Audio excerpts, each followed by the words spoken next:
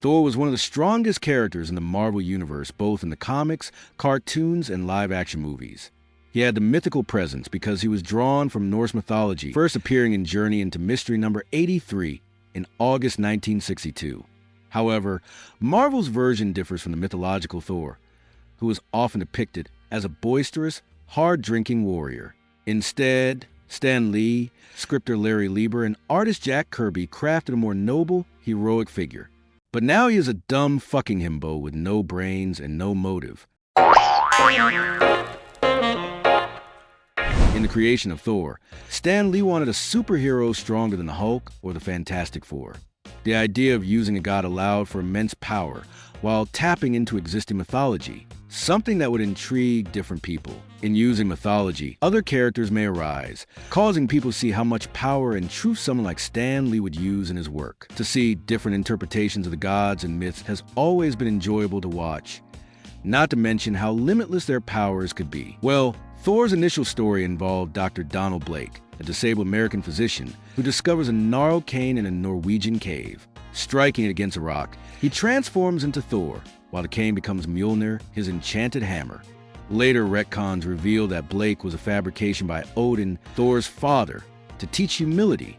Thor's true identity was always that of the Asgardian god, exiled to Earth in mortal form.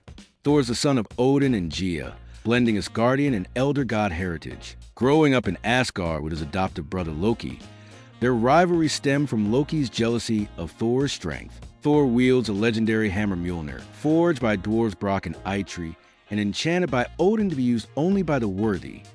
His heroic deed solidified his status as a great hero of Asgard, and that is everything you need to know about Thor in the comics. But one of the main focus in the comics is Thor's stems for responsibility. His motivations and beliefs are deeply rooted in his mythological origins, his royal lineage, and his experiences as both a warrior and a protector of Earth. Thor is defined by his sense of nobility and responsibility as the heir to Asgard's throne. His father, Odin, frequently tests his worthiness, instilling in him the belief that a true king must be selfless, just, and humble. So he is everything but this. His romance is also a big part of his character, because he did not fall for a Greek goddess or Viking warrior, but a nurse. Not a superpowered nurse who can see the future, but plain old Jane Foster, a human. Thor isn't a very complex character to bring to life in a way that drives the audience away. He isn't some morally compromised character that does questionable shit and makes people wonder if he would make a good hero. He is good in all ways. Even when he is arrogant with his father, he fights for Earth. He doesn't kill except when necessary, and tries multiple times to bring Loki on the path of redemption. And Loki is a very nefarious character. So what happened to the MCU's Thor? The first movie was beautifully perfect. It's a Shakespearean drama steeped in psychological and philosophical themes, from Nietzsche hubris to Aristotelian virtue ethics. The overall story was changed. The characters had different roles in the comics, but it didn't feel too distracting to the main story of Thor. Thor was an arrogant god who believes more in his way of getting things done. His reckless invasion of Jotunheim mirrors the Greek myth of Icarus or Nietzsche's Übermensch, a godlike being undone by arrogance. This caused his banishment and fall from grace. He always believed that he was above all the Midgard, only to be sent down to live with them. This drink, I like it. I know, it's great, right? Another! Astrophysicist Jane Foster embodies empiricism versus Thor's divine worldview. Their clash mirrors Plato's allegory of the cave. Thor's enlightenment comes from humility, not hammer swinging. In fact, everything in this movie is more intimate. The anger of Loki, the disappointment of Odin, the love of Jane, and compassion of Thor. Everything feels mythical, pure, and meaningful. Each harsh word that cut deeper than a sword. Each comforting word that feels like a warm hug. This movie captured everything. The magic element of every other Norse mythology could fit perfectly well in this world, but then Disney happened. Thor's change from a stoic god who learns love and humility to a dumb imbo idiot was devastating to watch.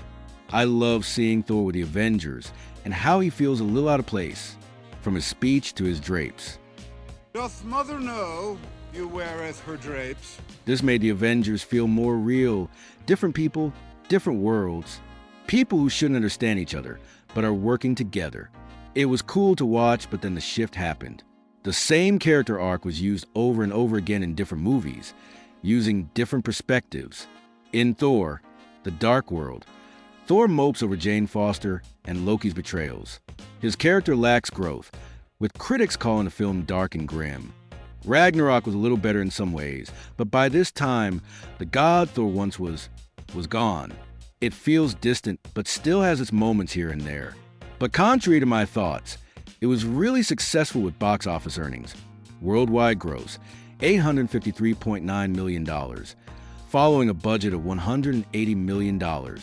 And on a side note, this one has the plot points movies critics have always hated. The power as you plot, and the accepting yourself plot.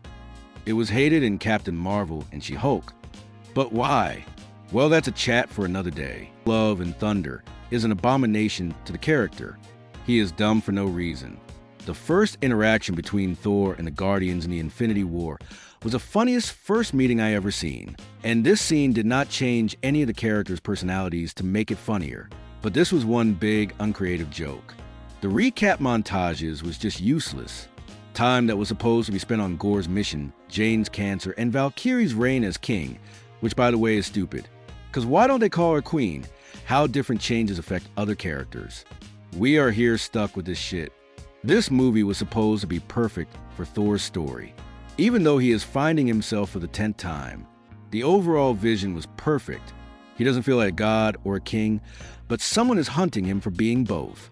Thor's transformation from a cocky god to a more vulnerable hero is shaped by some heavy losses. Losing his mother, Odin, Loki, Heimdall, and Asgard. Each of these heartbreaks takes away a piece of his invincibility and turns him into a more caring, yet still haunted, warrior. Gore was the perfect villain for his story now, but he had the laziest backstory of all time. Let me give you a rundown of who Gore is in the comics. Gore grew up on a barren planet that was pretty rough. There were earthquakes, a serious lack of water, and wild animals running around everywhere. His people believed in their faith, even though no gods ever helped them. After losing his mom, mate, and children, he believed gods didn't actually exist, which got him kicked out of his tribe. Later, he discovered that gods were real, but didn't bother to help anyone in need, especially not his dying family. So, he made a vow to kill all gods. That's when he got the all-black the Necro Sword from Null after seeing Null take on a golden god. The sword wasn't just lying around for him to take, but given to him by Null, who also hated gods. This makes sense to me, the origin of Gore, but if Taika had done that, well, there won't be room for this. In the comics, Thor finds out some gods are missing and tries to find out why, which leads him to Gore. As they fought, they were jumping between the present and the future. But still, this already made a better story than the comedy we got. It would have made sense if Null had used Gore's anger and resentment toward the gods to fuel a god butcher in Gore. It would have also made a lot of sense if things started to fall apart due to the death of the gods Gore was killing, just like the God of War games. It would have also made more sense if Thor had noticed them or tried to reach out to other gods as a way of finding himself, just to find out that they are dead. It would have made even more sense if somehow he had found out that Gore was going to kill Thor next, but wasn't coming after him, but someone else, which would have caused him to be confused, go to Earth, and see Jane being Thor. Storytelling is very important to be consistent and coherent, not messy and not having too many jokes here and there. But in this case, the jokes were everywhere. Once devastating things become a big joke, and the character Thor has fallen far from the grace he started with. The future of this character is a bit confusing. If his mantle is going to be passed down to his adopted daughter, Love, or if Chris Hemsworth continues to play Thor for more years, I don't know. But from the post-credit scene in Love and Thunder, he was supposed to fight one of his greatest nemesis in the comics, Hercules, who would later join the Avengers, but it has been 3 years and nothing. Rumors of the Thor Corps, a multiverse alliance of Thors, including Beta Ray Bill and Jane Foster's Mighty Thor, suggest a meta-commentary on identity and worthiness. In the comics, the Corps serves God Emperor Doom as enforcers, blurring lines between heroism and tyranny. Also through the multiverse, another Loki might come back. Anything is possible now. Thor's future hinges on a paradox. He's both Marvel's most mythic hero and its most human. The multiverse saga offers a canvas to explore his duality, whether through Thor Core's fractured identities, another evil Loki from another multiverse, or a final confrontation with destiny. As Hemsworth noted, I've had such a unique opportunity, even with sort of, Infinity War and Endgame, to do very drastic things with the character. I enjoy that, I like keeping people on their toes, but it keeps me on my toes. It keeps me invested. If the MCU follows through, his end may not be death, but transcendence. A god who learned mortality, a king who chose love over power, and a legend who finally outran his shadow. Or Doctor Doom could just restart this whole shit show. Yeah! Congrats, you survived the video. Hit the like button, so I know I'm not just talking to the digital void. Drop a comment, anything works, even a keyboard smash, and subscribe for more superhero deep dives and video essays. Ring the bell, or this channel will disappear into YouTube's graveyard of forgotten creators. See you in the next one, assuming this channel survives. What is wrong with talking to me?